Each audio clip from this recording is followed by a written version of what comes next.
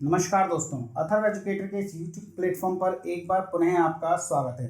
दोस्तों, हम Lucent GK का अध्ययन कर रहे थे, जिसके पिछले वीडियो लेक्चर में हमने सिंधु घाटी सभ्यता से बनने वाले महत्वपूर्ण 76 प्रश्नों पर चर्चा करी थी।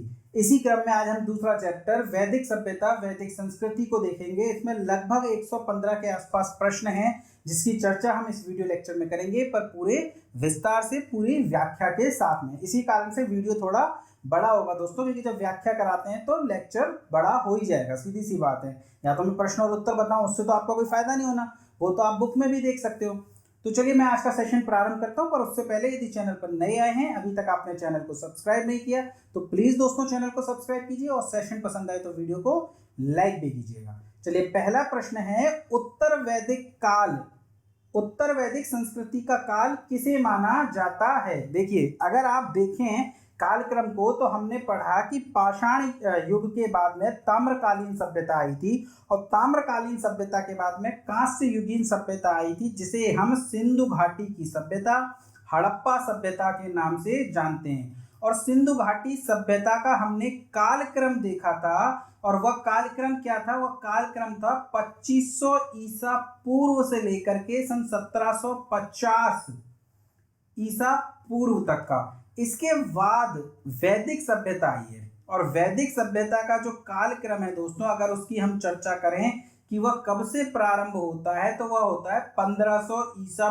पूर्व से, और कब तक चलता है? तो ये चलता है दोस्तों 600 ईसा पूर्व तक। तो देखिए, 1500 बीसी से लेकर के, यानी ये 1750 बीसी से लेकर के 1500 बीसी तक, यानी लगभग 250 वर्षों तक का जो काल है, यह इन दोनों सभ्यताओं का मिश्रण काल है। देखिए, सिंधु घाटी की सभ्यता पतित हो रही है, वैदिक सभ्यता उदय हो रही है, इन दोनों सभ्यताओं के मध्य संघर्ष हो रहा है। तो ये लगभग 200-250 वर्षों तक चलता रहा, और उसके बाद वैदिक सभ्यता फली फूली। तो 1500 ईसा पूर्व से वैदिक सभ्यता का काल शुरू होता है, 600 ईसा पूर्व तक चलता है। अगर बात करें इस वैदिक सभ्यता की, तो इस वैदिक सभ्यता को दो भागों में बांटा जा सकता है। एक को कहते हैं हम ऋग्वैदिक काल, ऋग्वैदिक काल, और दूसरा कहलाता है हमारा उत्तर वैदिक काल, उत्तर वैदिक काल। ऋग्वैदिक काल जिसमें ऋग्वेद की रचना हुई है, और उत्तर वैदिक काल जिसमें सामवेद, यजुर्वेद, अथर्ववेद के साथ साथ ब्राह्मण ग्रंथ, अरण्यक और उपनिषद लिखे गए हैं। तो ऋग्वैदिक काल की यदि हम बात करें, तो यह 1500 ईसा पूर्व से लेकर के 1000 ईसा पूर्व तक का यह समय है। जबकि उत्तर वैदिक काल की हम बात करें, तो यह 1000 ईसा पूर्व से लेकर के 600 ईसा पूर्व तक का समय है। तो प्रश्न का उत्तर क्या हो जाएगा? प्रश्न का उत्तर हो जाएगा बी, यानी कि 1000 बीसी से लेकर के 600 बीसी तक का जो समय है, वह उत्तर वैदिक काल कहलाता है। दूसरा प्रश्न है, आर्य शब्द का शाब्दिक अर्थ। देखिए, वैदिक सभ्यता के जो लोग थे, उन्हें हम आर्य कहते थे। इसी कारण से वैदिक सभ्यता को आर्य युगीन सभ्यता या आर्य सभ्यता के नाम से भी जाना जाता है। आर्य शब्द का क्या तात्पर्य होता था? तो आर्य का तात्पर्य होता था श्रेष्ठ या कुलीन या उत्तम व्यक्ति। इस आर्य शब्द का मतलब था, यानी अगर हम अर्थ पर जाएं तो इसका अर्थ हो जाएगा श्रेष्ठ या कुलीन या उत्तम व्यक्ति। चलिए, अगला है, प्रारंभिक आर्यों के बारे में निम्न कथनों में से कौन सा कथन सही नहीं है? यानी आपको असत्य कथन बताना है। वे संस्कृत बोलते थे, बिल्कुल सही बात है दोस्तों। वैदिक काल की जो लोग व्यक्ति थे, वे संस्कृत बोला करते थे, और ऋग्वेद की जो रचना है वो संस्कृत भाषा में ही हुई है। वे घुड़सवारी किया करते थे। तो देखिए, घोड़े से परिचित हो चुके थे। आपने रामायण देखी होगी, आपने महाभारत देखी होगी, ये सभी वैदिक सभ्यता के काल के समय की घटनाएं हैं। और इसमें आपने देखा, योद्धा जो थे वे घोड़ों पर सवारी किया करते थे, तो वे घुड़सवारी किया करते थे। ये कथन भी बिल्कुल सही हो जाएगा। कई झुंडों में भारत पहुंचे, ये बात भी सही है। लगभग ये जो 250 साल था ना, 1750 ईसा पूर्व से लेकर के 1500 ईसा पूर्व तक, इस बीच में वैदिक सभ्यता के लोग भारत में आ रहे हैं, और एक साथ नहीं आए। ऐसा नहीं कोई सभ्यता उठ करके सीधे सीधे आ गई, धीरे धीरे क्रमिक रूप से ये व्यक्ति, ये लोग भारत में आए हैं, और ये कई झुंडों में भारत पहुंचे हैं। तो ये भी सही है। मुख्यतः नगरों में निवास करते थे। तो वैदिक सभ्यता तो हम जानते हैं एक ग्रामीण सभ्यता थी, तो गांव में निवास करेंगे, नगर तो अभी बने ही नहीं है।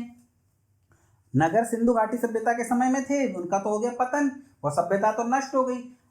ग्रामीण सभ्यता है आपकी जो है वैदिक युगीन सभ्यता। तो ये कथन आपका कैसा हो जाएगा, ये कथन हो जाएगा आपका गलत। वे मुख्यतः नगरों में निवास करते थे, ये गलत कथन हो जाएगा। चलिए अगला है, इनमें से किस फसल का ज्ञान वैदिक काल के लोगों को नहीं था।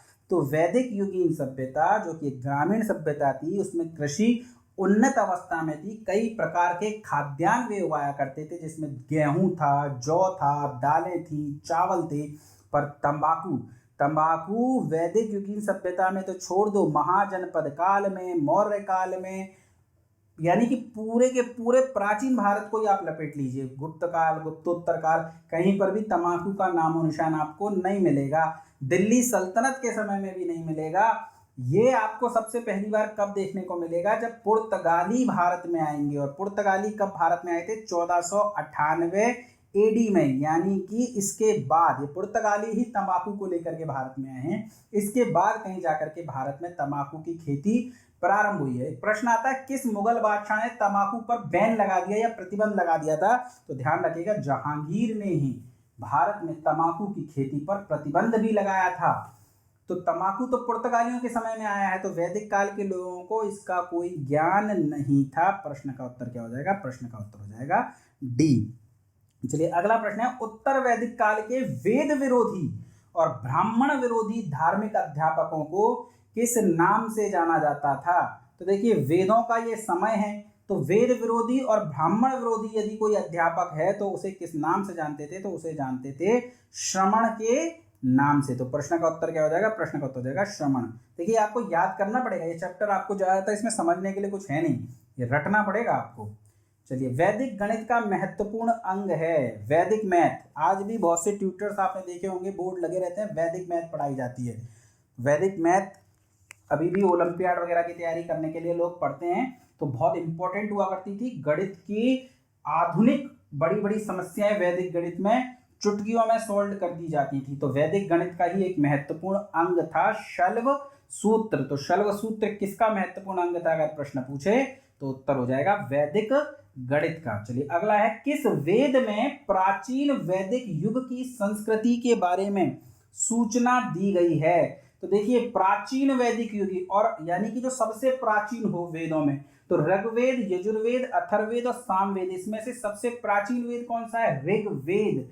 ऋग वैदिक काल जो 1500 ईसा पूर्व से प्रारंभ हुआ और 1000 ईसा पूर्व, यानी एक लंबा काल है, इसमें सिर्फ एक ही वेद की रचना हुई है, और वह वेद कौन सा है, वह वेद है ऋग्वेद। इसके अलावा यजुर्वेद हो, अथर्ववेद हो, सामवेद हो, इन सभी की रचना उत्तर वैदिक काल में हुई है। अगर मैं आपसे पूछूं ऋग्वेद में मंत्र कितने हैं या सूक्त कितने हैं, तो 1028। कितने मंडल हैं, तो पूरा का पूरा ऋग्वेद 10 मंडलों में विभाजित है। इसमें से भी जो पहला और 10वां मंडल है दोस्तों, वो नवीनतम मंडल है, जिसकी रचना उत्तर वैदिक काल में हुई है।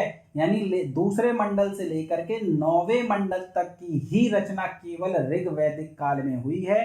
तो प्रश्न का उत्तर क्या हो जाएगा, प्रश्न का उत्तर हो जाएगा 7 का ए, यानी कि ऋग्वेद। चलिए अगला प्रश्न देखते हैं, निम्नलिखित में से उत्तर वैदिक काल में लिखे गए ग्रंथों का सही क्रम कौन सा है।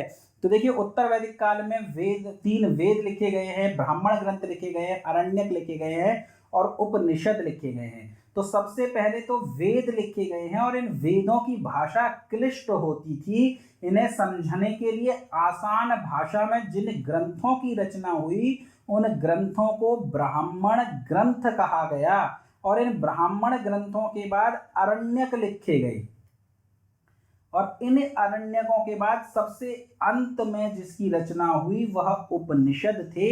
इसी कारण से उपनिषद को वेदांत कहते हैं। यानी वैदिक साहित्य में सबसे अंत में किसकी रचना हुई है, उपनिषदों की। देखिए, अब आप कहेंगे इसकी रचना बाद में हुई, इसकी रचना बाद में हुई, तो वैदिक साहित्य में बात हो रही है। वैदिक साहित्य में केवल वेद आते हैं, ब्राह्मण ग्रंथ आते हैं, अरण्यक आते हैं, उपनिषद आते हैं।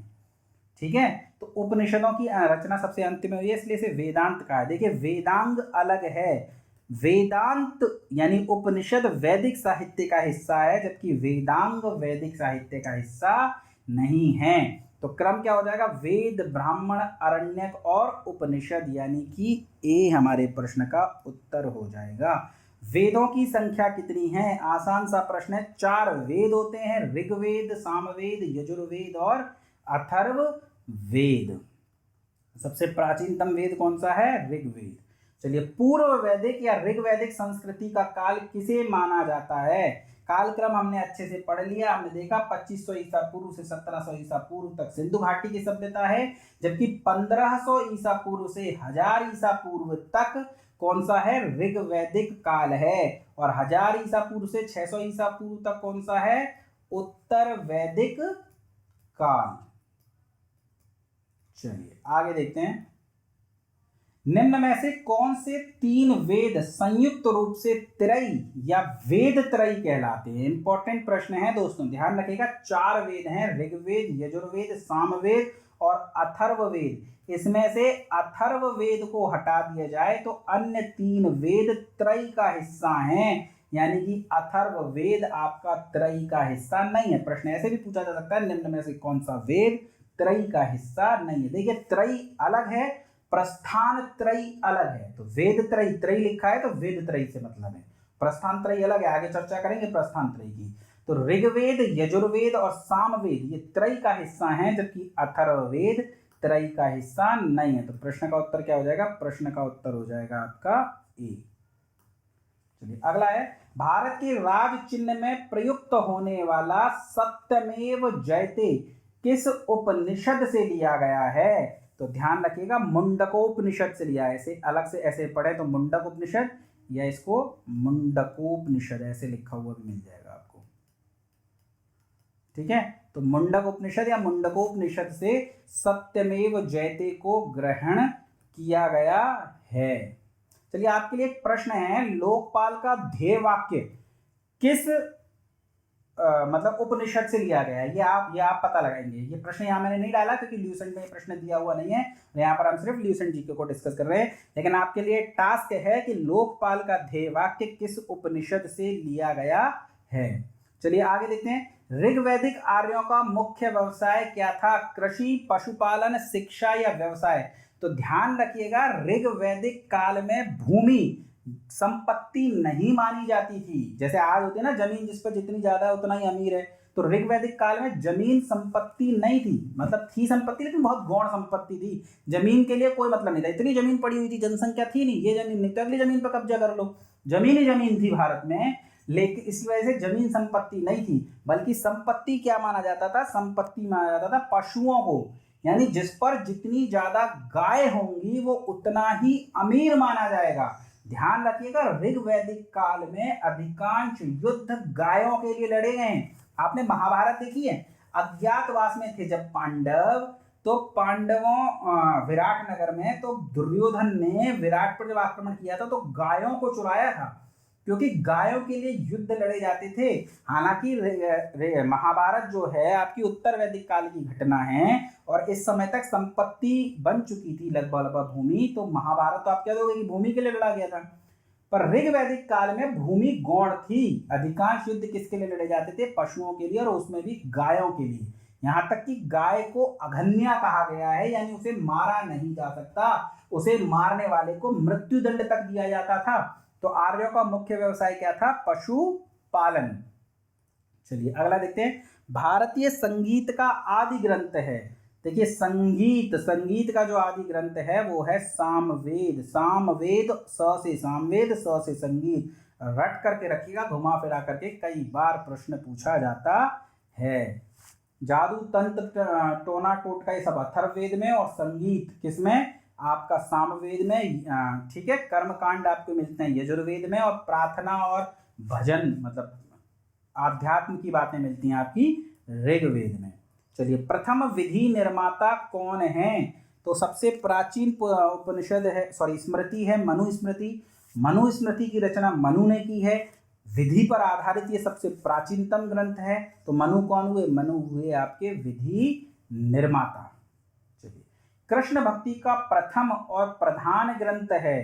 देखिए, कृष्ण भगवान ने महाभारत युद्ध के दौरान कुरुक्षेत्र के मैदान से ज्ञान दिया था अर्जुन को, और वह ज्ञान क्या कहलाता है? वह कहलाता है श्रीमद् भगवत गीता, और ये कृष्ण भक्ति का प्रथम और प्रधान ग्रंथ है। और आज की वर्तमान समस्याओं का हल भी इस पुस्तक में दिया हुआ है।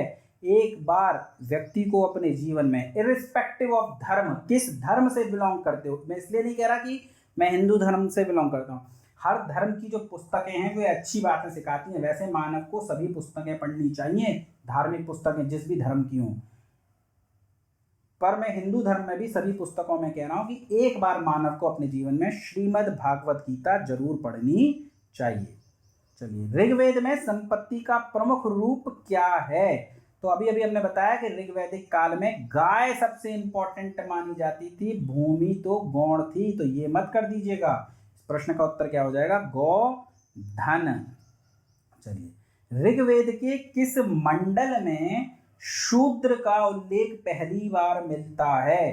देखिए, ऋग्वेद में 10 मंडल हैं, और इसमें से 10वें मंडल में शूद्र का उल्लेख मिलता है। 10वें मंडल का एक पुरुष सूक्त है, पुरुष सूक्त, और इस पुरुष सूक्त में वर्ण व्यवस्था का वर्णन मिलता है, यानी ब्राह्मण, क्षत्रिय, वैश्य, शूद्र, ये चारों वर्ण जो आपको इसी 10वें मंडल के पुरुष सूक्त में देखने को मिलते हैं। तो इस प्रश्न का उत्तर तो हो जाएगा 10वां। लेकिन एक प्रश्न में एक बात छुपी हुई है दोस्तों, ये किस मंडल में मिलता है? 10वें मंडल में। और मैंने आपको बताया पहले मंडल और 10वें मंडल की जो रचना है वो उत्तर वैदिक काल में हुई है। तो ध्यान रखिएगा, शूद्र का उल्लेख ऋग्वैदिक काल में मिल रहा है, ऋग्वेद में मिल रहा है, वर्ण व्यवस्था का उल्लेख भी ऋग्वेद में मिल रहा है, पर ऋग्वैदिक काल में नहीं मिल रहा। क्यों? क्योंकि ऋग्वेद के 10वें मंडल में मिल रहा है, और 10वें मंडल की रचना कब हुई है? उत्तर वैदिक काल में। यानी वर्ण व्यवस्था हमें देखने को कब मिलती है? उत्तर वैदिक काल में। तो बड़ा कंफ्यूजिंग प्रश्न हो जाता है, हम रट लेते हैं यार ऋग्वेद में है, इसका मतलब ऋग्वैदिक काल में होगी, पर ऋग्वेद के 10वें मंडल में है, जिसकी रचना कब हुई है? उत्तर वैदिक काल में। चलिए आगे देखते हैं, पुराणों की संख्या कितनी है? बताइए कितने पुराण हैं कुल? तो 4 वेद, 108 उपनिषद और 18 हो जाएंगे आपके पुराण।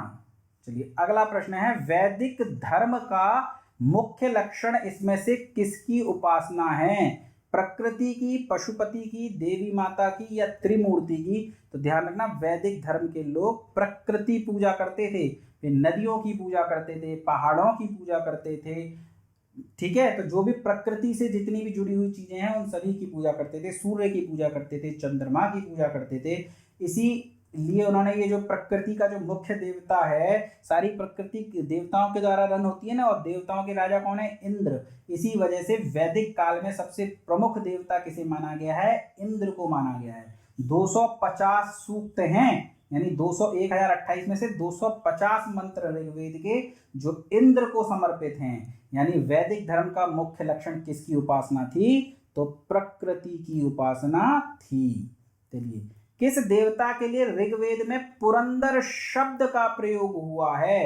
देखिए, पुरंदर का अर्थ होता है दुर्गों को तोड़ने वाला, दुर्गों को तोड़ने वाला, दुर्गों को तोड़ने वाला, यानी शत्रुओं के दुर्गों को तोड़ेगा युद्ध में। तो युद्ध का देवता भी कहते हैं किसे? पुरंदर को ही, युद्ध का देवता। और ये जो पुरंदर शब्द है ये किसके लिए प्रयोग किया गया है? तो ये प्रयोग किया गया है इंद्र के लिए। यानी वैदिक काल के सबसे प्रमुख देवता कौन थे? इंद्र थे।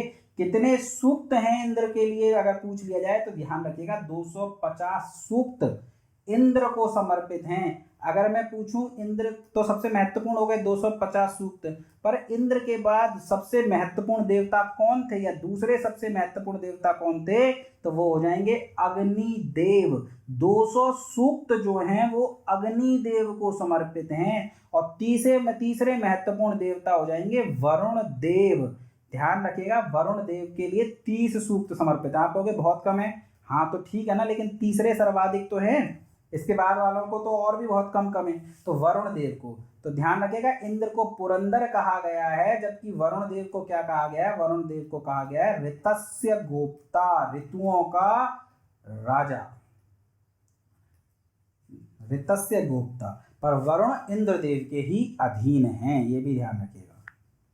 शल्व सूत्र किस विषय से संबंधित पुस्तक है? देखिए, बुक के प्रश्न हैं तो रिपीटेड हैं, कुछ कुछ घुमा फिरा, अगर सेम लैंग्वेज में है तो मैंने नहीं डाले, पर अगर घुमा कर हैं तो मैंने प्रश्नों को दिया है। तो पिछले में ये सर्वसूत्र ऑप्शन में था, अब प्रश्न में आ गया है। तो सर्वसूत्र किस विषय से संबंधित पुस्तक है? तो ध्यान रखिए, गणित से वैदिक गणित का महत्वपूर्ण सूत्र है शल्व सूत्र। चलिए अगला है, अस्तो माँ सदगमय तमसो माँ ज्योतिर्गमय मृत्योर्मा अमृतम गमय, कहाँ से लिया गया है? देखिए पहले पूछा गया था सत्यमेव जयते कहाँ से लिया गया है, तो वो लिया गया है मुंडकोपनिषद से। वहां मैंने आपको एक प्रश्न भी दिया था कि आप बताएंगे मुझे लोकपाल का ध्येय वाक्य मोटो किस उपनिषद से लिया गया है। इसके अलावा एक प्रश्न आता है, अस्तो माँ सदगमय तमसो माँ ज्योतिर्गमय मृत्योर्मा अमृतम गमय, कहाँ से लिया गया है? तो ये ध्यान रखिएगा, ये भी उपनिषद से लिया गया है। पर यदि आपसे पूछ ले कौन से उपनिषद से लिया गया है, तो आपको ध्यान रखना है ये कौन से उपनिषद से लिया गया है। तो ये लिया गया है बृहदारण्य उपनिषद से, बृहदारण्यक उपनिषद से। तो असतो माँ सदगमय तमसो माँ ज्योतिर्गमय मृत्युर्मा अमृतम गमय भी उपनिषद से लिया गया है। और कौन से उपनिषद से लिया गया है? तो बृहदारण्यक उपनिषद से लिया गया है। चलिए अगला है, आर्य भारत में बाहर से आए थे और वह सर्वप्रथम बसे थे। तो यदि बात करें आर्यों की, आर्य भारत में कहाँ बसे थे? तो सबसे पहले आर्य भारत में बसे थे सप्त सैंधव क्षेत्र में। सप्त सैंधव क्षेत्र कौन सा है? सिंधु और उसकी सहायक नदियों का क्षेत्र। 7 नदियां हैं ये, कौन कौन सी? तो एक तो हो गई इसकी सिंधु, और सिंधु की 5 हो गई सहायक, जिसमें से एक नाम है सतलुज का, एक नाम है रावी का, इसके अलावा व्यास, झेलम और चिनाब। इन सभी नदियों के नाम हमें ऋग्वेद में मिलते हैं। हालांकि ये नाम नहीं मिलते, इनके प्राचीन नाम मिलते हैं। सभी के बारे में मैं आगे प्रश्नों में चर्चा करूंगा, क्या नाम है, किसका क्या मिलता है। तो ध्यान रखिएगा, जैसे सतलुज का सतुद्री मिलता है, रावी का परुष्णी, व्यास का विपाशा, झेलम का अस्किनी, तो ये सभी नाम हम आगे पढ़ लेंगे। तो ये हो गए, लेकिन ये तो 6 नदियां हैं। इसके अलावा एक नदी और है दोस्तों, सरस्वती। इन 7 नदियों का जो क्षेत्र है वह सप्त सैंधव क्षेत्र कहलाता था। और सप्त सैंधव क्षेत्र कहाँ था? पंजाब में। देखिए आज का पंजाब मत देखिए, पंजाब जितना बड़ा हमारे यहाँ है उससे ज्यादा बड़ा पाकिस्तान में है। तो ये पूरे पंजाब क्षेत्र पाकिस्तान वाले को और भारत वाले को मिला करके सप्त सैंधव क्षेत्र कहा जाता है। यानी कि गंगा और उसके आसपास के क्षेत्रों में नहीं आए हैं, ध्यान रखिएगा, ये बाद में आएंगे उत्तर वैदिक काल में। जबकि भारत में सबसे पहले आकर के कहाँ बसे हैं? सप्त सैंधव क्षेत्र में, यानी पंजाब और उसके आसपास के क्षेत्र में। चलिए अगला है, सुमेलित आपको करना है। एक तरफ आपको वेद दिए हुए हैं, दूसरी तरफ उनके यज्ञकर्ता का नाम दिया हुआ है। आपको बताना है कि प्रश्न का उत्तर क्या होगा। तो ध्यान रखिएगा, ऋग्वेद का जो यज्ञकर्ता होता है उसे होता या होत्र कहते हैं। यजुर्वेद के यज्ञकर्ता को अर्धवर्यु कहते हैं। सामवेद के यज्ञकर्ता को उद्गाता कहते हैं। और अथर्ववेद के यज्ञकर्ता को ब्रह्मा कहते हैं। इसमें सबसे इंपॉर्टेंट है ये वाला, ऋग्वेद के, कई बार पूछा गया है, ऋग्वेद के यज्ञकर्ता को क्या कहते हैं? होता या होत्र। इसके बाद यजुर्वेद का भी प्रश्न पूछा गया है। तो प्रश्न का उत्तर क्या हो जाएगा? प्रश्न का उत्तर हो जाएगा ए 1 2 3 और 4। चलिए आगे देखते हैं, वेदों को अपौरुषेय क्यों कहा जाता है? ध्यान रखिएगा, वेदों को अपौरुषेय इसलिए कहा जाता है, माना जाता है कि वेद ईश्वरीय कृति हैं, इसकी रचना किसी मानव के द्वारा नहीं की गई है, इस वजह से इन्हें अपौरुषेय कहा जाता है, यानी इसकी रचना किसी पुरुष ने नहीं की। हालांकि इनका संकलन किया है द्वैपायन ने, जिन्हें हम वेद व्यास के नाम से भी जानते हैं। तो वो उन्होंने संकलन किया है, मानते हैं कि रचना नहीं करी है, इनकी रचना तो देवताओं ने ही की है।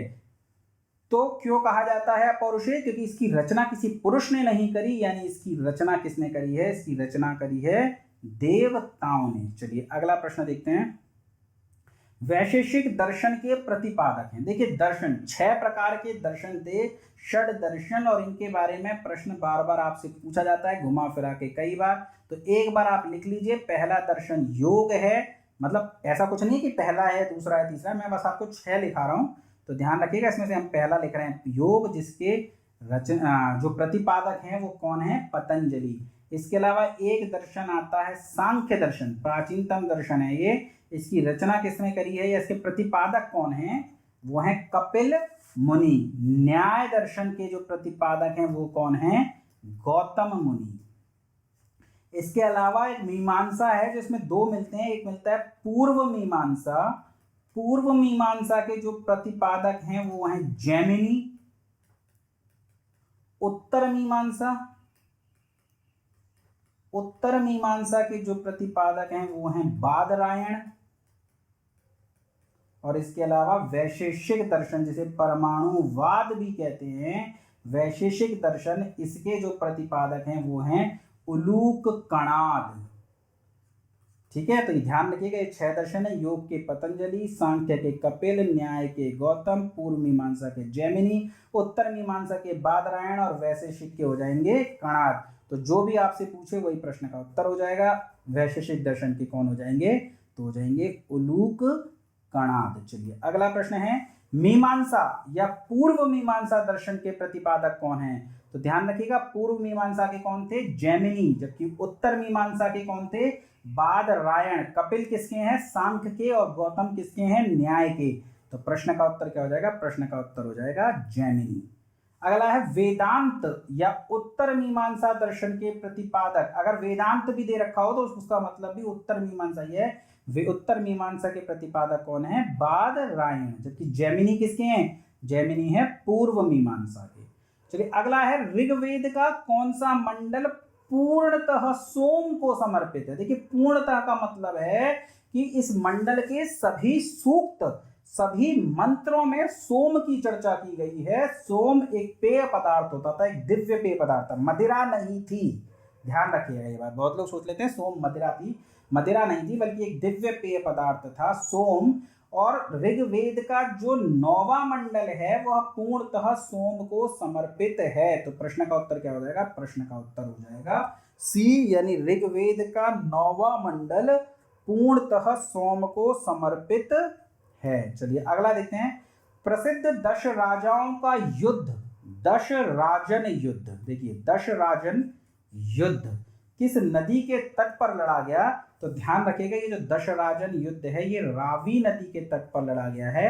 और इसे प्राचीन काल में क्या कहते थे? इसे कहते थे परुष्णी नदी। इसमें एक तुर्त्सवंशी राजा था सूदास, और इस सूदास के जो पुरोहित थे वो थे वशिष्ठ मुनि। और इसके अलावा इसके सामने 10 जन होते थे ना उस समय, तो 10 जनों के राजा लड़ रहे थे, जिसमें से इन 10 जनों में से 5 तो आर्य जन थे और 5 ही अनार्य जन थे। यानी ये सभी मिल करके सुदास के अगेंस्ट लड़ रहे हैं। और इस जन के, इन 10 जनों का जो नेतृत्व जो पुरोहित कर रहे हैं वो थे विश्वामित्र। यानी ये लड़ाई मुख्यतः वशिष्ठ और विश्वामित्र की थी।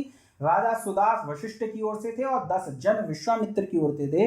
इसमें पराजित हो गए ये 10 जन और जीत गया ये सुदास। तो सुदास की श्रेष्ठता सिद्ध हो गई है। तुर्त्सवंशी नरेश था ये सुदास, और ये युद्ध दशराजन युद्ध कहलाता है। और जिस नदी के किनारे पर ये युद्ध लड़ा गया है वह नदी हो जाएगी रावी, यानी परुष्णी नदी। और इस युद्ध की चर्चा किस वेद में की गई है विस्तार से? तो ऋग्वेद में की गई है। चलिए अगला है, धर्मशास्त्रों में भू राजस्व की दर क्या थी? तो 1/6। इससे ज्यादा कर लोगे तो धर्मशास्त्रों का उल्लंघन आप करोगे। तो ध्यान रखिएगा 1/6। इसी वजह से जब भी किसी अच्छे राजा की हम बात करते हैं बड़ी, तब हम हमेशा देखते हैं कि जो कर की दर है वो 1/6 रही है। 800 ईसा पूर्व से 600 ईसा पूर्व का काल किस युग से जुड़ा है? तो देखिए उत्तर वैदिक काल का समय है कि नहीं है, 1000 ईसा पूर्व से लेकर के 600 ईसा पूर्व। तो उसमें से भी जो 800 ईसा पूर्व से 600 ईसा पूर्व का जो समय है इसे ब्राह्मण युग या धर्मशास्त्रों का युग कहते हैं। तो इसे क्या कहते हैं? ब्राह्मण युग कहते हैं। किस काल में अछूत की अवधारणा स्पष्ट रूप से उदित हुई? तो देखिए वर्ण व्यवस्था का जो वर्णन है वो ऋग्वेद के 10वें मंडल में मिलता है और इसकी रचना उत्तर वैदिक काल में हुई है। तो इसी काल में अछूत की अवधारणा भी विकसित हुई। तो लेकिन उत्तर वैदिक काल आपका प्रश्न में दिया जरूर है, पर उत्तर वैदिक काल में भी जो 600 ईसा पूर्व, 800 ईसा पूर्व से लेकर के 600 ईसा पूर्व तक का समय है वह ब्राह्मण काल या धर्मशास्त्र का काल कहलाता है। उसमें मुख्यतः अछूत की अवधारणा का जन्म हुआ। यानी कि जब उत्तर वैदिक काल में प्रारंभ में वर्ण व्यवस्था का जन्म हुआ तो यह कर्म आधारित थी, ना कि जन्म आधारित। धीरे धीरे यह व्यवस्था जन्म आधारित बन गई धर्मशास्त्रों के काल में और अछूत की अवधारणा का विकास हुआ। तो इन दोनों ही ऑप्शन में ये दिए हों तो ध्यान रखिएगा, ऐसी स्थिति में उत्तर हो जाएगा डी।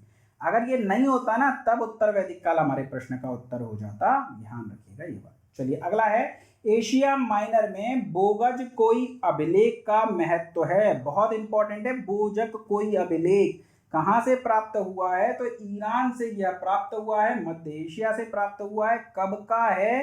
तो 1400 ईसा पूर्व यानी 1400 बीसी का अभिलेख है, यानी वैदिक काल के समय का। ये वैदिक सभ्यता 1500 ईसा पूर्व से प्रारंभ हुई थी कि नहीं हुई थी?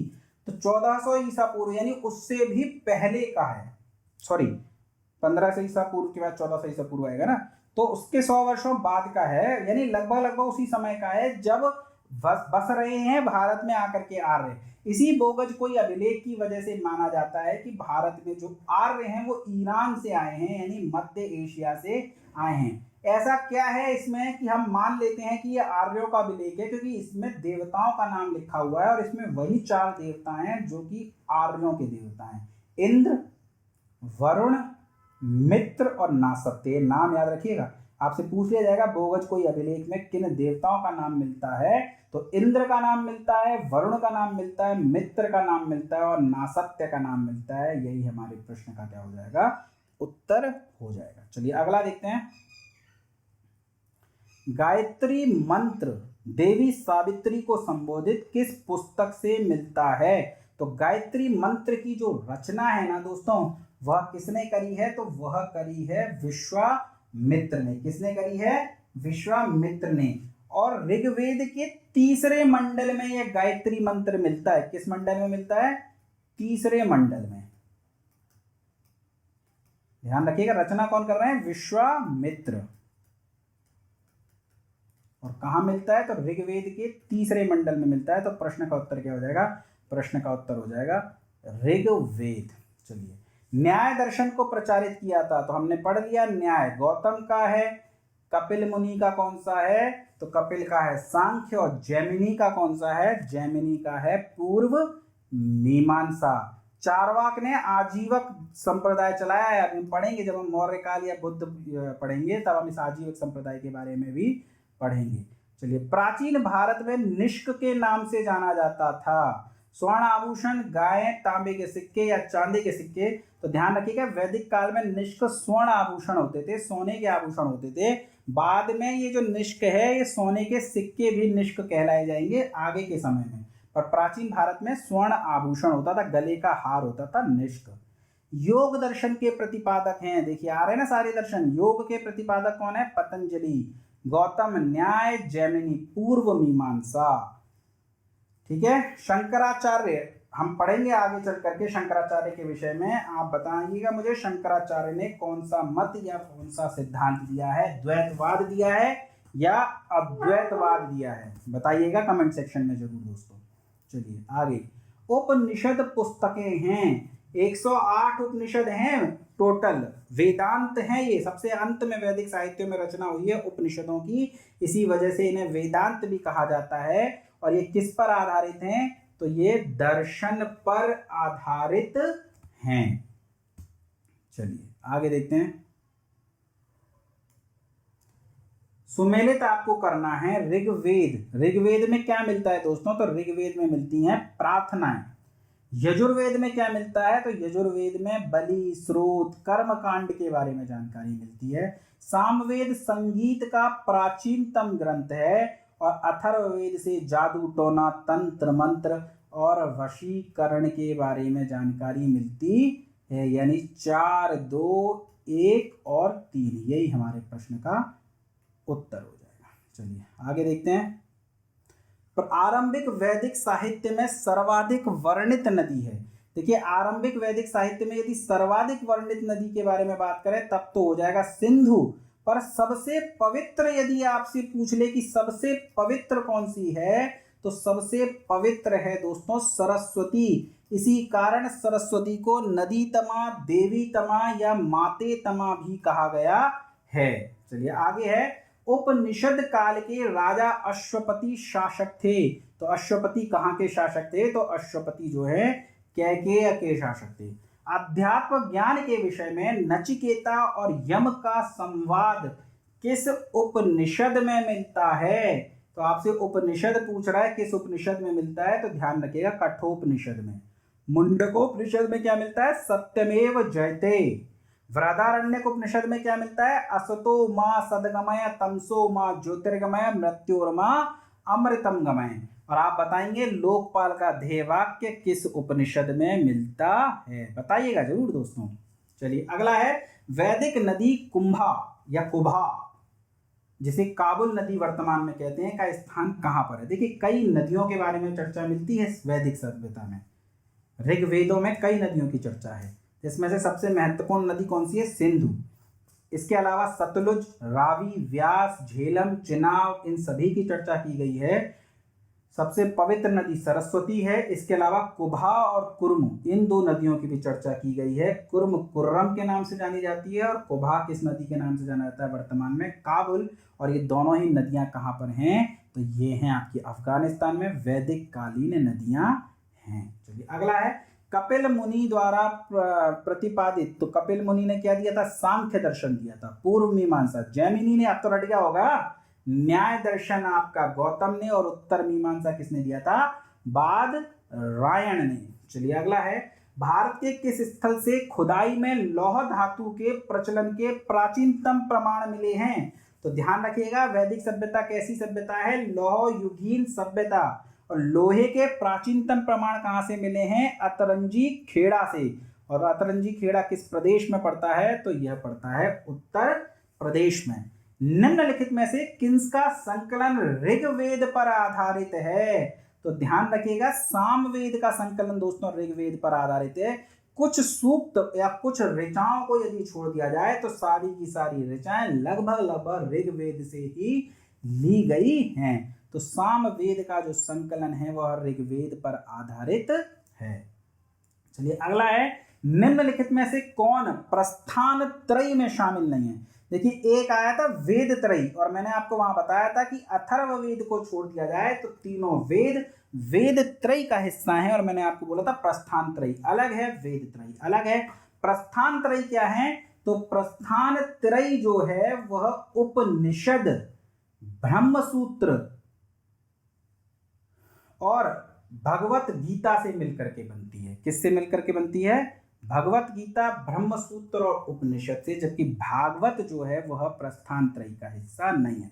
तो वेद त्रयी और प्रस्थान त्रयी, इन्हें आप मिक्स मत कर दीजिएगा दोस्तों, ध्यान रखिएगा, मैं आपको बार बार ये बात बता रहा हूं। चलिए आगे, कर्म का सिद्धांत संबंधित है। देखिए कर्म का सिद्धांत मीमांसा से संबंधित है। दो प्रकार के मीमांसा हैं, एक पूर्व मीमांसा और एक उत्तर मीमांसा। पूर्व मीमांसा जो है ये किसने दिया था? तो ये दिया था जैमिनी ने। और उत्तर मीमांसा किसने दिया था? तो ये दिया था आपका बादरायण ने। चलिए सुमेलित करना है आपको एक बार फिर से। बात करें अथर्ववेद की, ऋग्वेद की, यजुर्वेद की या सामवेद की। तो देखिए सामवेद तो संगीत, यानी कि ये तो प्रश्न का उत्तर नहीं हो सकता, ये भी नहीं हो सकता। बलिदान विधि यानी बलि कर्म कांड, ये यजुर्वेद में मिलता है, यानी कि ये भी आपके प्रश्न का उत्तर नहीं हो सकता। प्रश्न का उत्तर क्या हो जाएगा? प्रश्न का उत्तर हो जाएगा 3, 1, 2, 4, यानी औषधियों से संबंधित ज्ञान हमें किस वेद से मिलता है? तो वो मिलता है हमें अथर्ववेद से। जबकि प्रार्थनाएं, स्रोत, ये सभी हमें ऋग्वेद से। यानी देखिए अगर आपको सब कुछ नहीं भी आता ना, तब भी मैच दी फॉलोइंग आपका गलत नहीं होना चाहिए, ये बात ध्यान रखिएगा। चलिए चरक संहिता नामक पुस्तक किससे संबंधित है? तो 3 नाम याद रखिएगा, सुश्रुत, चरक और धन्वंतरी।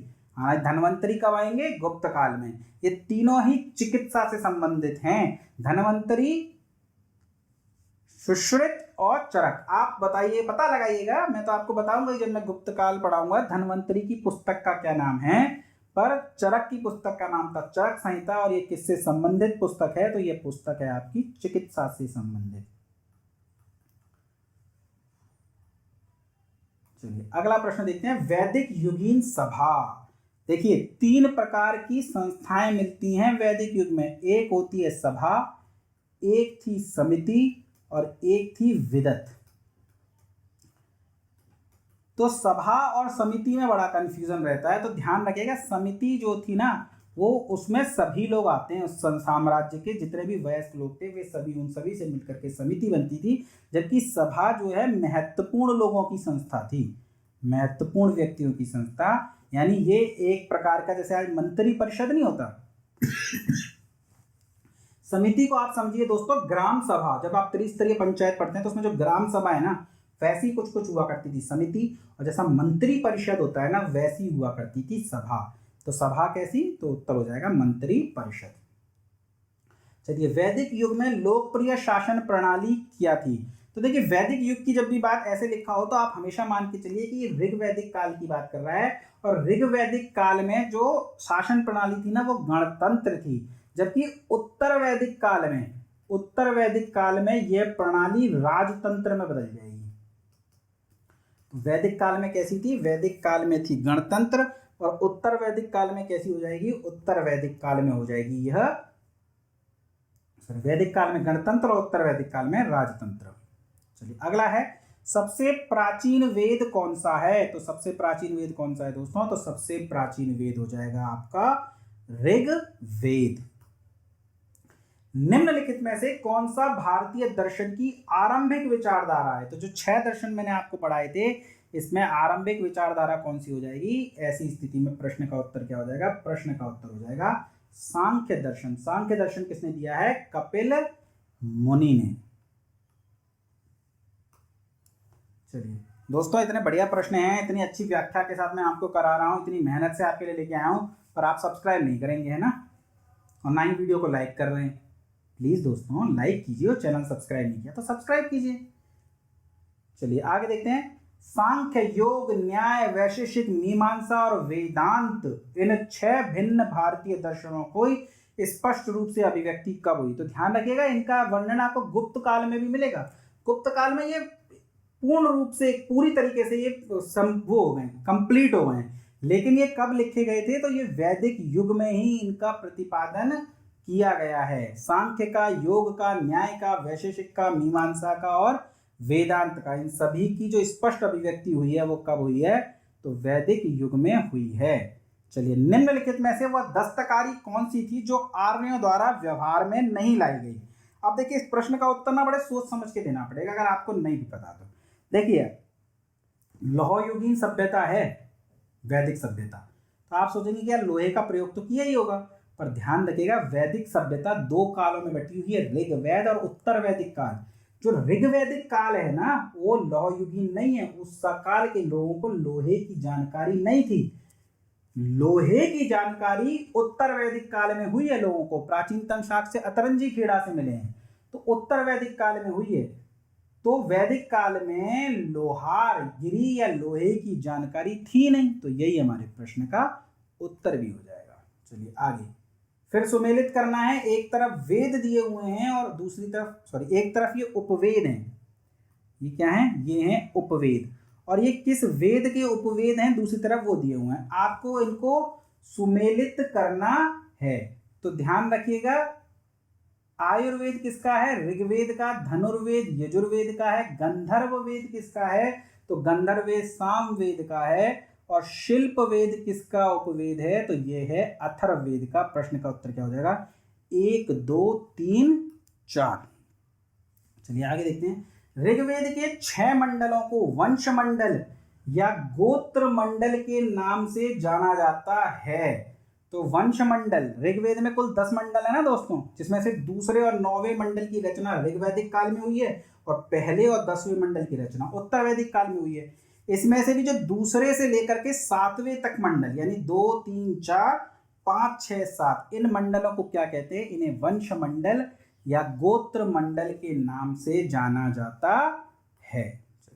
किस वेद में जादुई माया और वशीकरण का वर्णन है, तो अथर्ववेद में। इसी कारण से अथर्ववेद को त्रयी में शामिल नहीं किया जाता है, वेद त्रयी में अथर्ववेद को शामिल नहीं किया जाता, क्योंकि इसमें जादुई माया और वशीकरण का वर्णन है। चलिए आर्य शब्द इंगित करता है, प्रारंभ में भी आया था श्रेष्ठ, कुलीन, उत्तम व्यक्ति, ये सभी शब्दों के लिए कौन सा शब्द प्रयोग में लिया गया है, तो आर्य प्रयोग में लिया गया है।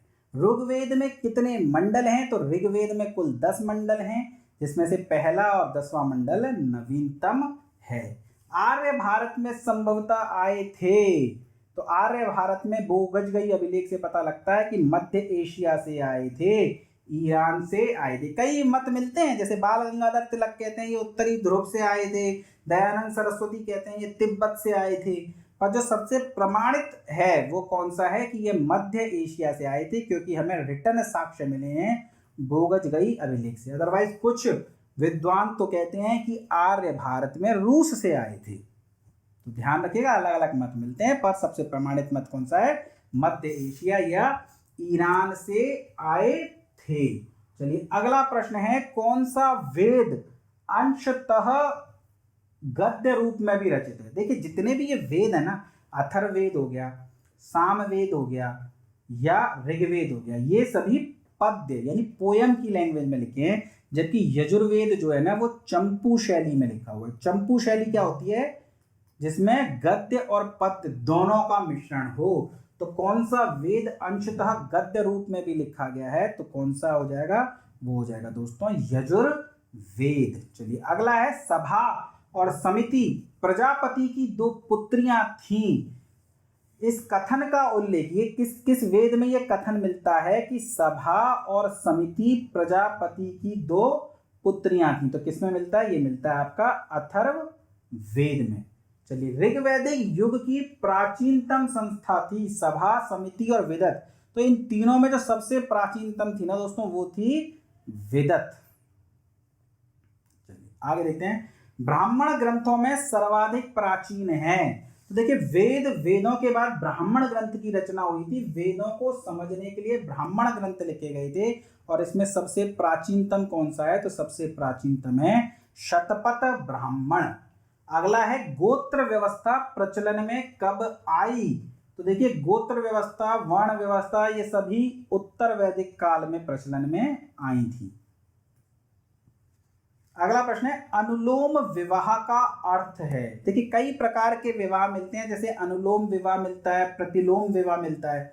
तो बात करें अनुलोम विवाह की, तो अनुलोम विवाह का क्या मतलब होता है? अनुलोम विवाह का मतलब होता है कि पुरुष तो उच्च वर्ण का है, पुरुष कैसा है? उच्च वर्ण का है, और महिला कैसी है? महिला है निम्न वर्ण की। देखिए यदि महिला निम्न वर्ण की हो ना, महिला हो निम्न वर्ण की और पुरुष हो उच्च वर्ण का, और इन दोनों का यदि विवाह हो जाए ना, तो वो विवाह कहलाएगा प्रतिलोम विवाह। ये पूरी तरह से वर्जित है। हालांकि अनुलोम विवाह भी वर्जित था, पर अनुलोम विवाह कब होता है? जब पुरुष उच्च वर्ण का हो और महिला निम्न वर्ण की हो। इससे भी ज्यादा बुरा विवाह माना गया है यदि महिला निम्न वर्ण की हो और पुरुष उच्च वर्ण का हो, उसे प्रतिलोम विवाह कहा गया है। चलिए अगला है, वैदिक युग में यव कहा जाता था। इसका मैंने उत्तर लगाया, इसका उत्तर क्या हो जाएगा दोस्तों? ए हो जाएगा। चलिए अगला है, वैदिक युग में यव कहा जाता था। तो ध्यान रखिएगा, यव कहा जाता है, जौ को ब्रीही कहा जाता है, चावल को। ये दोनों ही प्रश्न आपको मिलते हैं। तो जौ कहा जाता था यव को, मतलब यव कहा जाता था जौ को, और ब्रीही कहा जाता था चावल को। चलिए अगला है, अथर्व का अर्थ है। तो अथर्व का अर्थ क्या होता है दोस्तों? अथर्व का अर्थ होता है पवित्र, जादू। और अथर्व एजुकेटर के साथ यदि आप जुड़ेंगे तो जादू सा हो जाएगा आपकी तैयारी में। तो इससे जुड़े रहिए, सब्सक्राइब कीजिए चैनल को। अथर्व का अर्थ है पवित्र, जादू। चलिए अगला है, सुमेलित करना है दोस्तों। देखिए वेदांग बताए थे ना मैंने आपको शुरू में, वेदांग जो है आपका वैदिक साहित्य का हिस्सा नहीं है। 6 प्रकार के वेदांग होते हैं। वेदांत तो उपनिषद कहलाते हैं और वेदांग अलग हैं।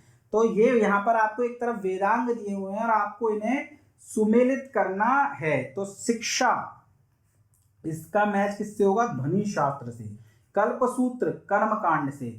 निरुक्त शब्द व्युत्पत्ति शास्त्र से। और छंद आपको मिलेगा छंद शास्त्र में, यानी प्रश्न का उत्तर क्या हो जाएगा? 1 2 3 4। चलिए आगे देखते हैं, प्राचीन व्याकरण अष्टाध्यायी के रचनाकार हैं। तो ध्यान रखिएगा, अष्टाध्यायी किसकी पुस्तक है? यह पाणिनि की पुस्तक है, पाणिनि। ठीक है, तो ये महापद्मानंद के काल के हैं और इनकी पुस्तक है आपकी अष्टाध्यायी। चलिए अगला है, निम्न में से कौन सी स्मृति प्राचीनतम है? तो सबसे प्राचीनतम स्मृति है मनुस्मृति। किस पर आधारित है? तो विधि पर आधारित है। आदि काव्य की संज्ञा किसे दी जाती है? रामायण को, महाभारत को, गीता को या भगवत पुराण को? तो रामायण को जो है आदि काव्य कहा जाता है। प्राचीनतम पुराण है, देखिए 18 प्रकार के पुराण मिलते हैं, जिसमें सबसे प्राचीनतम पुराण कौन सा है? मत्स्य पुराण। अगर आपने कहानी देखी है तो आपने पढ़ा होगा कि एक राजा मनु जब नहा रहे थे पानी में तो उनके हाथ में एक मछली आ गई थी। फिर वो मछली को लेकर के अपने घर गए, लोटे में रखा तो मछली लोटे के आकार की हो गई, भगोनी में रखा तो भगोनी के आकार की हो गई, उसके बाद उन्होंने बड़ी भगोनी में रखा तो उसके आकार की हो गई, फिर एक बहुत बड़ा बर्तन मंगाया तो वो उसके आकार की हो गई। तो उन्हें समझ नहीं आया इसको कहाँ रखूँ, तो एंड में वो उसे समुद्र में ही छोड़ के आ जाते हैं, तो वो पूरे समुद्र के आकार की हो जाती है। तो फिर बाद में पता लगता है कि वो भगवान विष्णु थे। फिर वो प्रलय के बारे में बताते हैं मनु को। तो ये सारी बातें जिस पुस्तक में लिखी गई हैं वो मत्स्य पुराण में है और ये सबसे प्राचीनतम ग्रंथ है। चलिए ऋग्वेद में सबसे पवित्र नदी किसे माना गया है? देखिए सबसे प्रमुख नदी पूछा जाए तो सिंधु को माना गया है। सबसे पवित्र नदी पूछा जाए तो वो सरस्वती को माना गया है। नदी तमा, देवी तमा और माते तमा कहा गया है सरस्वती नदी को। परुष्णी प्राचीनतम नाम है रावी नदी का और शतुत्री किसका है? सतलुज नदी का। चलिए वैदिक समाज की आधारभूत इकाई थी, तो अगर वैदिक समाज की बात करें तो सबसे छोटी इकाई होती है दोस्तों कुल या कुटुंब, इसके बाद हुआ करती थी ग्राम, ठीक है ना। और सबसे बड़ी इकाई कौन सी होती थी? तो सबसे बड़ी इकाई होती थी जन। तो सबसे छोटी इकाई, इसके बीच में एक विष भी आएगा और उसके बाद जन, तो ये 4 इकाई होती। तो सबसे छोटी इकाई कुल या कुटुंब, ठीक है। इसका मुखिया क्या होता था? गृहपति इसके मुखिया को कहते थे, ठीक है। ग्राम के मुखिया ग्रामपति, विष के मुखिया को विषपति और जन के मुखिया को यानी राजा को गोप्ता कहा जाता था। तो आधारभूत इकाई क्या हो जाएगी? कुल या कुटुंब। अगला प्रश्न है, ऋग्वैदिक काल के सबसे प्रधान देवता की पहचान करें जिसकी स्तुति में 250 सूक्तों की रचना की गई है। तो इंद्र की स्तुति में 250 सूक्त हैं, जबकि अग्निदेव के में कितने सूक्त थे? 200 और वरुण के में 30 सूक्त थे। वरुण को ऋतस्य गोप्ता और इंद्र को पुरंदर भी कहा गया है। किस वेद में सभा को नारिष्ट अर्थात सामूहिक वाद विवाद या अनुलंघनीय कहा गया है? तो ध्यान रखिएगा अथर्व वेद में ये सारी बातें कही गई हैं। यानी सभा को नारिष्ट किस वेद में कहा गया है? तो अथर्व वेद में सभा को नारिष्ट कहा गया है। किस रचना में नारी को सुरा और पासा के साथ 3 प्रमुख बुराइयों में शामिल किया जाता है? यानी नारी को 3 बुराइयां बताई गई हैं, सुरा, पासा और नारी।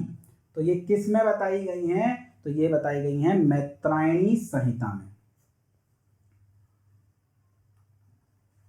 चलिए आगे देखते हैं, उत्तर वैदिक काल में किस देवता को सर्वोच्च स्थान प्राप्त था? तो हम चर्चा कर चुके हैं, इंद्र को सर्वोच्च स्थान प्राप्त था।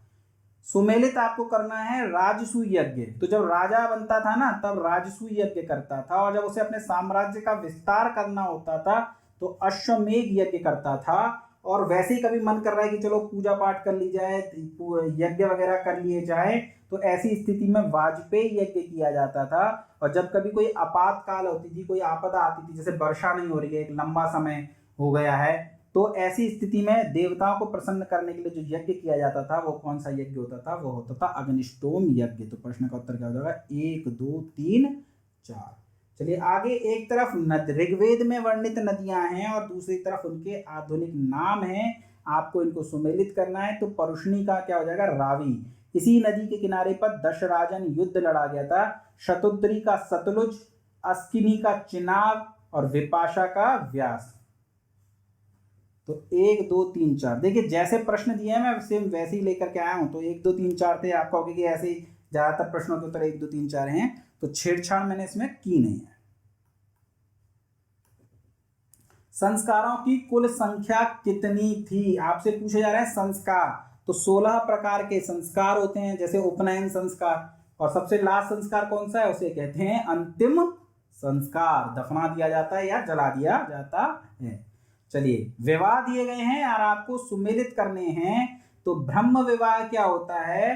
तो ब्रह्म विवाह होता है अपने ही वर्ण या जाति में किया गया विवाह, जिसे सबसे उत्तम विवाह मान लिया। देव विवाह, जब पुरोहित या पारिश्रमिक में मिले कन्या के साथ विवाह। यानी क्या होता था, पहले जब यज्ञ कराया करते थे पुरोहित, तो जजमान अपनी पुत्री दे दिया करते थे दान में, तो ऋषि उनसे विवाह कर दिया करते थे। ऐसे विवाह देव विवाह कहलाते थे। एक जोड़ी गाय और बैल चुका करके किया गया विवाह आर्ष विवाह कहलाता था, और बिना दहेज के जो विवाह होता था उसे प्रजापत्य विवाह कहते थे। यानी 1 2 3 4 हमारे प्रश्न का क्या हो जाएगा? उत्तर हो जाएगा। चलिए आगे देखते हैं। फिर विवाह है गंधर्व विवाह। देखिए, गंधर्व विवाह क्या होता है? गंधर्व विवाह होता है प्रेम विवाह। 8 प्रकार के विवाह, ये सारे विवाह याद दे दिए। आसुर विवाह, कन्या को खरीद कर विवाह कर लिया, यानी ये अब बुरे विवाह शुरू हो रहे हैं।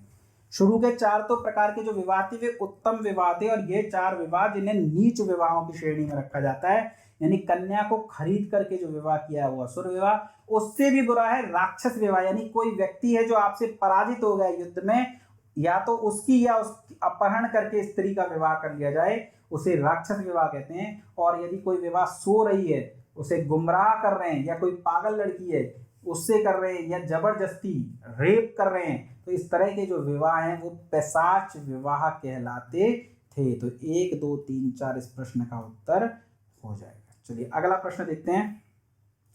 3 ऋण में शामिल हैं। देखिए, 3 प्रकार के ऋण बताए गए हैं वैदिक काल में। देव ऋण, पितृ ऋण और ऋषि ऋण। इन ऋणों से मुक्त होना होता है मानव को, तभी उसे मोक्ष की प्राप्ति होगी। देव ऋण से, पितृ ऋण से और ऋषि ऋण से। पर इसमें एक कमी है दोस्तों, मेरे अनुसार सबसे बड़ा ऋण मातृ ऋण होता है। जो माँ का ऋण है वो आप चुका ही नहीं सकते कभी। शायद इसी वजह से उसे त्रिऋण में शामिल नहीं किया गया, क्योंकि देव ऋण, पितृ ऋण और ऋषि ऋण आपको चुकाने हैं।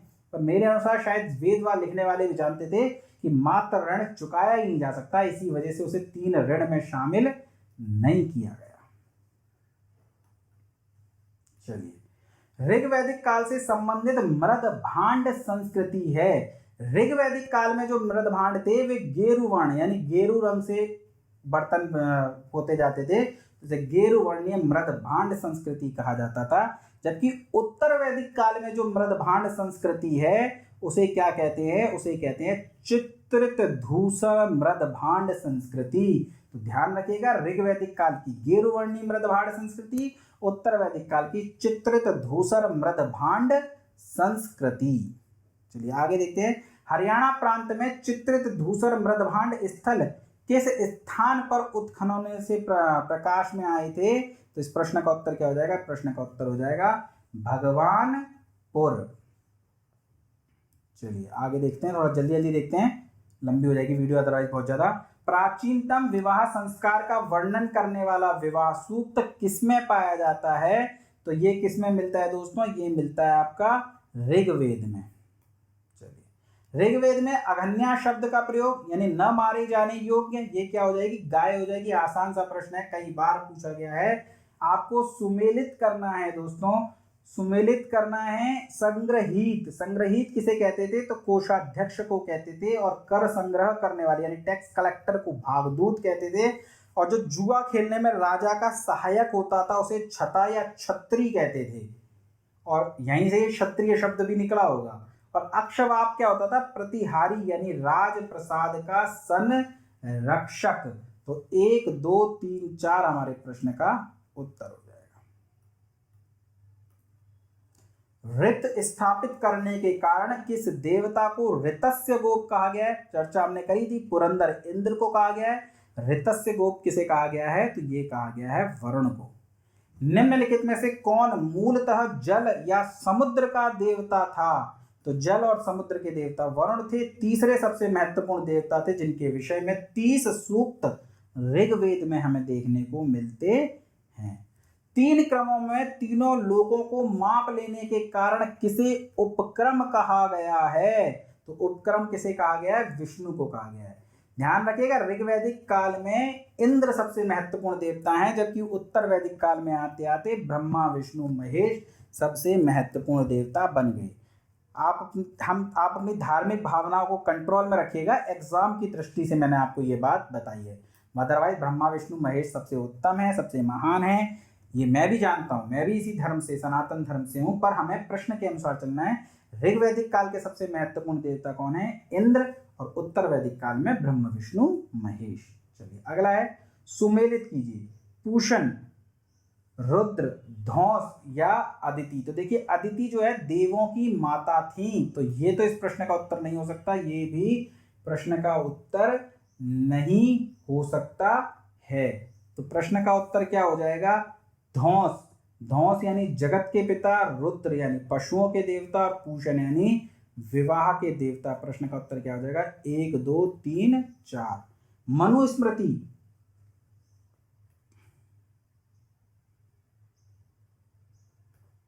मनुस्मृति मुख्यतः संबंधित है, तो मनुस्मृति विधि से समर्पित है, कानून से संबंधित है।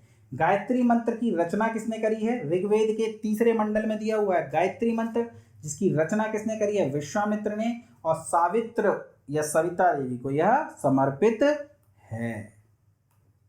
चलिए अवेस्ता और ऋग्वेद में समानता है। देखिए बोगच गई अभिलेख जो ईरान से आया था, वहां से हमें 4 देवताओं के नाम मिलते हैं। कौन कौन से? तो इंद्र, वरुण, मित्र और नासत्य के हमें वहां नाम मिलते हैं। और उस वहां की जो धार्मिक पुस्तक थी वो कौन सी थी? जैन अवेस्ता। और जैन अवेस्ता और ऋग्वेद में भी बहुत सी समानताएं हमें देखने को मिलती हैं। इसी वजह से हमने कहा है कि जो आर्य थे वे भारत में ईरान से या मध्य एशिया से आए होंगे।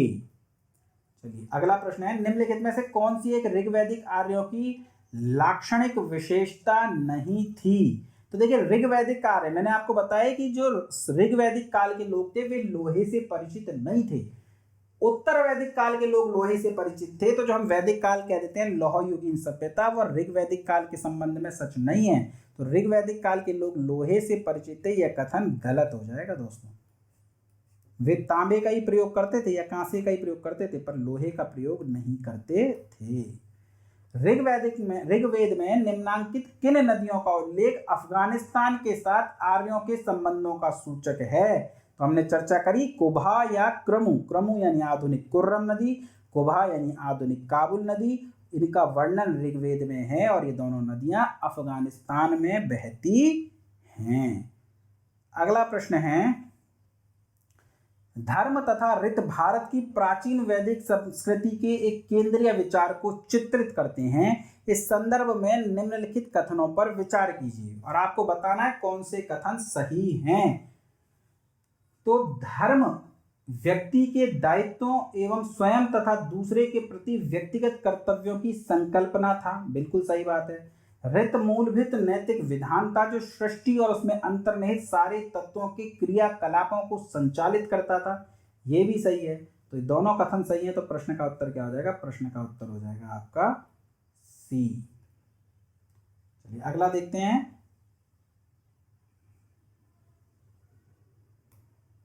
आर्यों के आर्कटिक होम सिद्धांत का पक्ष किसने लिया है? देखिए आर्य ध्रुवीय प्रदेश से आए थे, उत्तर ध्रुव से आए थे, ये किसने बताया है? तो ये कहा है बाल गंगाधर तिलक ने, तिब्बत से दयानंद सरस्वती ने। तो आर्कटिक होम सिद्धांत किसने दिया था? ये दिया था बाल गंगाधर तिलक ने। सुमेलित करना है दोस्तों, कुभा हमने कई बार चर्चा कर ली, काबुल। परुष्णी नदी का नाम क्या था? रावी, दशराजन युद्ध लड़ा गया। सदानीरा किसे कहते थे? तो गंडक को कहते थे। और शतुद्री सतलुज को कहते थे। तो प्रश्न का उत्तर क्या हो जाएगा? प्रश्न का उत्तर हो जाएगा 2 3 1 4। देख लीजिए कहाँ दिया हुआ है, ये दिया हुआ है आपका बी में। चलिए आगे देखते हैं, ऋग्वेद में कितने सूत्र हैं? तो ऋग्वेद में मंडल है 10 और सूत्र हैं 1028, जिसमें से 250 सूक्त आपके इंद्र को समर्पित हैं, प्रमुख देवता हैं इंद्र। पूर्व वैदिक आर्यों का धर्म प्रमुखतः था, तो मैंने आपको बताया कि ये प्रकृति की पूजा करते थे और यज्ञ विधान आदि संपन्न करते थे। अगला है, निम्नलिखित में से किसे भारतीय परमाणुवाद का जनक कहते हैं? तो जो 6 प्रकार के दर्शन आपको बताए थे उनमें से एक दर्शन था वैशेषिक दर्शन, जिसे परमाणुवाद भी कहते थे। और वैशेषिक दर्शन के प्रतिपादक कौन थे? महर्षि कणाद, या जिन्हें हम उलूक कणाद के नाम से भी जानते हैं। गौतम ने न्याय दिया, कपिल ने सांख्य, पतंजलि ने योग, योग और पूर्व मीमांसा जेमिनी ने और उत्तर मीमांसा बादरायण ने। रट के रखिएगा इनको, एक नदियों को और इन्हें दोनों को रट के रखिएगा। शतपथ ब्राह्मण से संबंधित राजा विदेत माधव से संबंधित ऋषि थे, तो कौन थे? तो गौतम राहु गण, एक कथा मिलती है जो इनसे संबंधित है। ऋग्वेद के 10वें मंडल में निम्नलिखित में से कौन सा स्रोत विवाह समारोहों पर प्रकाश डालता है? तो उत्तर क्या हो जाएगा? पुरुष सूक्त। चलिए अगला प्रश्न है, निम्नलिखित में से किस ग्रंथ में शत सहस्त्री संहिता के नाम से भी जाना जाता है? किस ग्रंथ में नहीं, किस ग्रंथ को शत सहस्त्री संहिता के नाम से भी जाना जाता है? तो प्रश्न का उत्तर क्या हो जाएगा? प्रश्न का उत्तर हो जाएगा दोस्तों महाभारत को। इसे जय संहिता भी कहते हैं। तो दोस्तों ये थे महत्वपूर्ण 113 प्रश्न जो वैदिक संस्कृति से जुड़े हुए थे, इनका आप अध्ययन कीजिए। इसके बाद हम अगले चैप्टर महाजनपद काल को लेकर के शीघ्र ही आपके सामने उपस्थित होंगे। तब तक आप पढ़ते रहिए, चैनल को शेयर सब्सक्राइब करते रहिए, मस्त रहिए। धन्यवाद दोस्तों।